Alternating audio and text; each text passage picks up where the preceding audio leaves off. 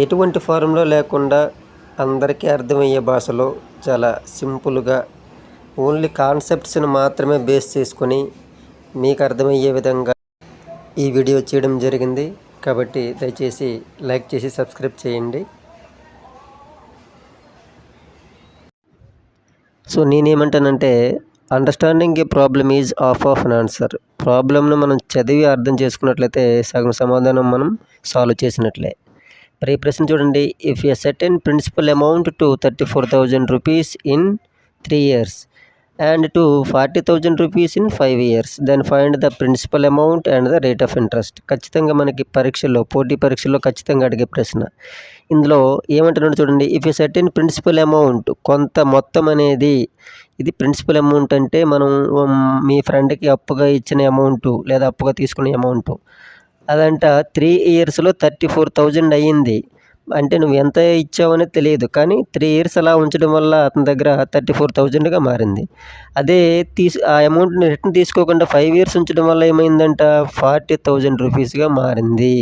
So దీన్ని బట్టి మనం ఇందులో మరి ఆ ప్రిన్సిపల్ అమౌంట్ ఎంత, అలాగే రేట్ ఆఫ్ ఇంట్రెస్ట్ ఎంత అనేది మనం ఇప్పుడు ఫైండ్ అవుట్ చేయాలి. సో ఈ విధంగా మనం ప్రాబ్లంలో ఏమి ఇచ్చాడు అనేది ముందు మనం తెలుసుకోగలగాలన్నమాట.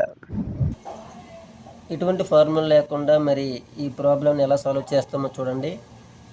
మొదటికి ఈ 34,000 తాలూకు అర్థం ఏంటో చూద్దాం. ఈ 34,000 మనకి ఏం చెప్తుందంటే, ఫర్ ఎగ్జాంపుల్ మీరే మీ ఫ్రెండ్కి మీ దగ్గర ఉన్నటువంటి అమౌంట్ని ఎంతో తెలియదు, కానీ అది అప్పుగా ఇచ్చారు వడ్డీ కోసం అనమాట. అది ఎంతకాలం పాటు ఉంచారు, 3 years పాటు ఉంచితే మీరు ఇచ్చినటువంటి అమౌంట్, ఆ ప్రిన్సిపల్ అమౌంట్ అనేది వడ్డీతో కలిపి 34,000, 34,000 అయ్యింది. ఇది క్లియర్ కదా. అయితే మరి ఈ 3 years తర్వాత మీరు ఆ అమౌంట్ని తీసుకోకుండా 5 years వరకు అలానే ఉంచితే, గుర్తుపెట్టుకోండి, 3 years తర్వాత మీరు తీసుకోవట్లేదు, 5 years వరకు అలాగే ఉంచారు. అలా ఉంచడం ద్వారా అది ఎంత అయింది, ఇప్పుడు 40,000 అయ్యింది. ఇది క్లియర్ కదా. సో మీరు 3 ఏళ్ళకి తీసుకుంటే 34,000 వచ్చేది వడ్డీతో పాటుగా మీరు ఇచ్చినటువంటి అమౌంట్తో. బట్ మీరు 5 years అలాగే ఉంచారు కాబట్టి అది ఎంత వచ్చింది, ఇప్పుడు మనకి 40,000 అయ్యింది. అయితే మరి 3 ఏళ్ళ నుంచి 5 ఏళ్ళకి అంటే ఈ 2 ఏళ్లలో మనకి ఎంత అమౌంట్ పెరిగింది లేదా ఎంత వడ్డీ పెరిగిందో చూడండి. 40లో 34 తీస్తే 6,000 పెరిగింది. అంటే ఈ 2 ఏళ్ళకి వడ్డీయే కదా, ఇది 2 ఏళ్ళ తాలూకు ఇంట్రెస్ట్ అమౌంటే కదా. అంటే మీరు 1 yearకి ఎంత పడినట్లు, 2 3 అంటే 3,000. ఇది క్లియర్ కదా. సో 1 yearకి ఇంట్రెస్ట్ మనకి ఎంత, 3,000. ఓకేనా. ఓకే, నేను మరొకసారి ఈ 34,000 తీసుకుంటున్నాను. ఈ 34,000 అంటే తాలూకు అర్థం ఏంటో చూస్తాను. ఈ 34,000 అర్థం ఏంటి, ఇందులో అప్పుగా ఇచ్చిన అమౌంట్ ఉంది, అలాగే ఇందులో వడ్డీ కూడా దాగి ఉంది. మరి వడ్డీ ప్లస్ అసలు ఎంత కాలానికి, 3 yearsకి, 3 ఏళ్ళ కాలానికి 34,000 అయ్యింది. ఓకే, మనం ఆల్రెడీ ముందే నేర్చుకున్న పైన 1 ఏడాదికి ఎంత ఇంట్రెస్ట్ అమౌంట్, 3,000.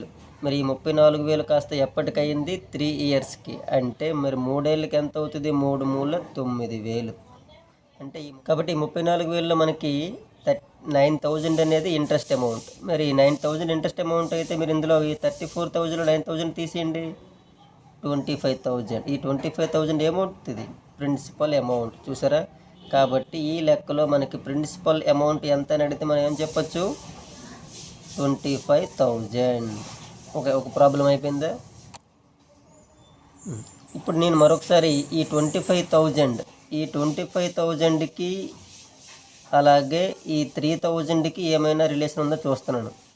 సో ఈ 25,000 అంటే అర్థం ఏంటి, మీరు మీ ఫ్రెండ్కి అప్పుగా ఇచ్చేటువంటి ప్రిన్సిపల్ అమౌంట్. ఈ 3,000 ఏంటి, ఆ 25,000 పైన 1 ఏడాదికి వచ్చినటువంటి ఇంట్రెస్ట్ అమౌంట్. గుర్తుపెట్టుకోండి. ఓకేనా. 1 ఏడాదికి వచ్చినటువంటి ఇంట్రెస్ట్ అమౌంట్ 3,000, అలాగే మీరు అప్పుగా ఇచ్చిన అమౌంట్ ఏమో 25,000.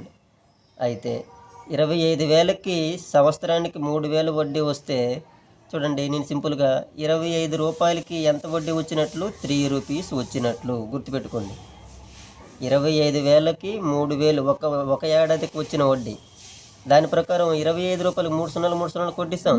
కాబట్టి 25 రూపాయలు మీరు అప్పుగా ఇచ్చి ఉంటే దానికి ఎంత వస్తుంది వడ్డీ, 3 rupees వస్తుంది అనమాట. అయితే మరి 25 రూపాయలకి 3 రూపాయలు వడ్డీ వస్తే మరి 100 రూపాయలకి ఎంత వడ్డీ వచ్చినట్లు? ఈ 100 రూపాయల్లో ఎన్ని 25లు ఉంటాయి? 4 25లు. 4 25లకి 4 మూడుల 12 రూపాయలు వస్తుంది. సో ఈ 100కి ఈ 12కి ఈ రిలేషన్ ఏంటో తెలుసా? అంటే నీ దగ్గర 100 రూపాయలు ఉన్నట్లయితే ఒక ఏడాదికి 1 ఇయర్ పాటు మీ ఫ్రెండ్కి ఎవరికైనా అప్పించినట్లయితే దానిపైన వచ్చినటువంటి ఈ అమౌంట్ని రేట్ ఆఫ్ ఇంట్రెస్ట్ అంటాం. కాబట్టి ఇక్కడ R = ఎంత? 12%. గుర్తుపెట్టుకోండి.